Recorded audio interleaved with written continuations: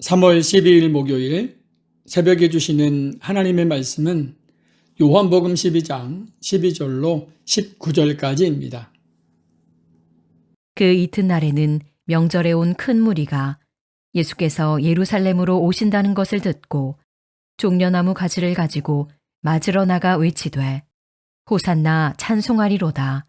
주의 이름으로 오시느니 곧 이스라엘의 왕이시여 하더라. 예수는 한 어린 나귀를 보고 타시니 이는 기록된 바 시온 따라 두려워하지 말라. 보라, 너의 왕이 나귀 새끼를 타고 오신다 함과 같더라. 제자들은 처음에 이 일을 깨닫지 못하였다가 예수께서 영광을 얻으신 후에야 이것이 예수께 대하여 기록된 것임과 사람들이 예수께 이같이 한 것임이 생각났더라. 나사로를 무덤에서 불러내어 죽은 자 가운데서 살리실 때에 함께 있던 무리가 증언한지라. 이에 무리가 예수를 맞음은 이 표적 행하심을 들었음이러라. 바리새인들이 서로 말하되 볼지어다. 너희 하는 일이 쓸데없다. 보라, 온 세상이 그를 따르는도다 하니라. 할렐루야! 오늘도 말씀 안에서 승리하는 복된 하루가 되기를 소망합니다. 오늘은 요한복음 12장 12절로 19절까지 왕으로 오신 예수님이란 제목으로 말씀을 나누고 기도하려고 합니다. 요한복음 12장은 예수님의 공생의 마지막 주간이 시작되는 장면입니다. 예수님께서는 죽은 나사로를 살리신 사건 이후에 유대 지도자들은 예수님도 나사로도 죽이려고 했습니다. 그럼에도 불구하고 예수님은 예루살렘으로 올라가십니다. 바로 유월절을 앞둔 시기였기 때문입니다. 유월절에는 수많은 순례자들이 예루살렘으로 모여듭니다. 그런데 나사로를 살리신 소문이 퍼지면서 수많은 사람들이 예수님을 보기 위해 모여들었습니다. 그들은 예수님을 정치적인 메시아, 즉 로마로부터 이스라엘을 해방시킬 왕으로 기대했습니다. 사람들은 종려나무 가지를 들고 예수님을 맞이합니다.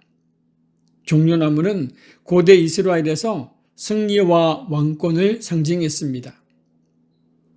그러나 예수님은 사람들이 기대하던 정치적인 왕이 아니라 십자가의 왕으로 오셨습니다. 요한복음 12장 13절입니다. 종려나무 가지를 가지고 맞으러 나가 외치되 호산나 찬송하리로다.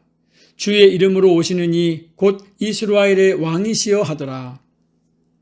사람들은 종려나무 가지를 들고 예수님을 환영했습니다. 사람들은 예수님을 환영했지만 예수님이 진짜 어떤 왕인지는 정확히 알지 못했습니다. 그들이 기대하던 왕은 로마를 무너뜨릴 수 있는 왕, 정치적으로 해방을 가져다 줄 왕, 이스라엘을 더욱 강하게 만들어줄 왕이었습니다. 그러나 예수님은 칼을 들고 오신 왕이 아니라 십자가를 지러 오신 왕이었습니다. 요한복음 12장 14절로 15절입니다. 예수는 한 어린 나귀를 보고 타시니 이는 기록된 바 시온에 따라 두려워하지 말라. 보라, 너의 왕이 나귀 새끼를 타고 오신다 함과 같더라. 이 말씀은 스가랴 9장 9절의 예언을 이루는 말씀입니다. 시온에 따라 크게 기뻐할지어다. 예루살렘에 따라 즐거이 부를지어다. 보라, 내 왕이 내게 임하시나니 그는 공의로우시며 구원을 베푸시며 겸손하여서 나귀를 타시나니 나귀의 작은 것 곧 나귀의 새끼니라. 고대 시대의 왕들이 말을 타고 오면 전쟁을 의미했고 나귀를 타고 오면 평화를 의미했습니다. 예수님은 군사적인 왕이 아니라 평화의 왕으로 오셨습니다. 요한복음 12장 16절입니다. 제자들은 처음에 이 일을 깨닫지 못하다가 예수께서 영광을 얻으신 후에야 이것이 예수께 대하여 기록된 것임과 사람들이 예수께 이같이 한 것임이 생각났더라. 제자들도 처음에는 이해하지 못했습니다. 예수님의 부활 이후에야 제자들은 깨닫게 됩니다. 예수님의 왕권은 세상의 방식이 아니라 하나님의 방식으로 이루어진다는 사실입니다. 그렇습니다. 신앙은 때로 이해보다 순종이 먼저일 때가 많습니다. 지금은 이해되지 않는 길도 하나님이 이루시는 구원의 계획일 수 있다는 사실을 기억하시고 오늘도 작은 일에 충성하시는 우리 모두가 되기를 주님의 이름으로 축복합니다. 기도합니다. 하나님 아버지 감사합니다. 오늘도 새벽을 깨워 말씀 앞에 서게 하시니 감사합니다.